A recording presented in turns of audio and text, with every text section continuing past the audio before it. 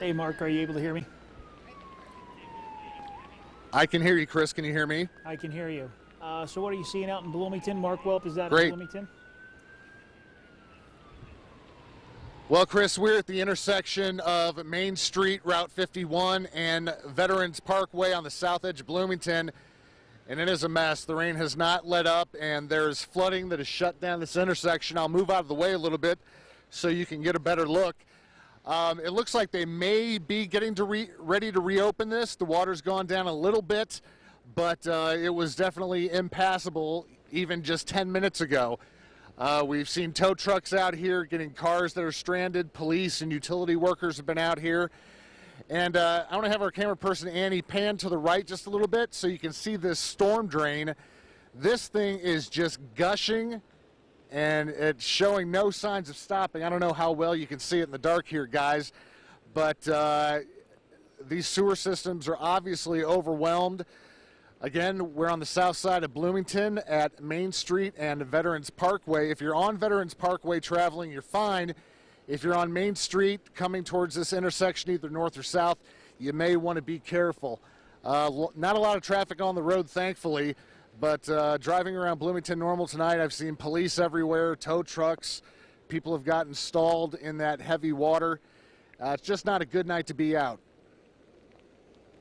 All right, thanks a lot, Mark. Have you managed to see any more vehicles that are submerged at this time? Not right now, no, Chris, but, you know, it wouldn't surprise me if earlier there were some here at this intersection. I mean, the water had to be at least a foot deep, I would guess. I know we've heard reports of submerged cars elsewhere earlier tonight, but as of right now, the rain has let up a little bit, but, again, the sewers are overwhelmed. There's standing water in low places. I know at least one other point on Main Street going north from here. The road was blocked off earlier, so it's best just to stay off the roads if you can. All right, good advice, Mark. Thanks a lot for your report.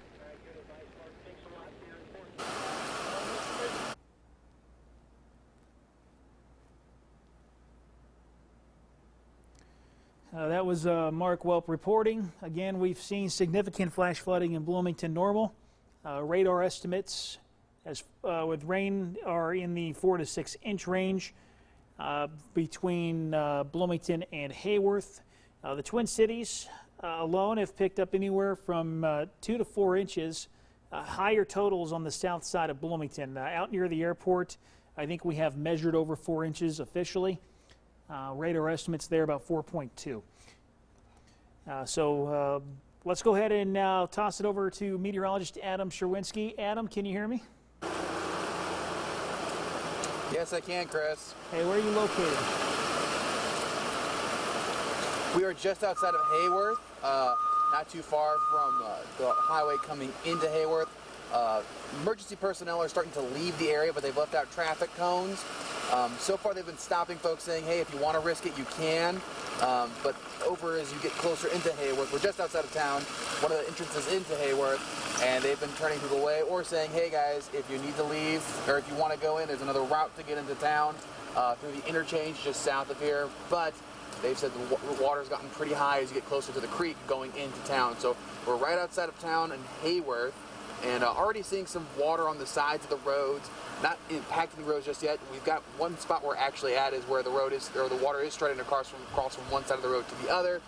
But overall, a lot of it, as we came in, was on the side of the road. It looked like lakes, basically, as we started to move closer into town. A few cars have tried to traverse through here, but I think emergency personnel are going to try and put that to a halt for now, as some cars are braving through it, which we don't recommend. Turn around, don't drown.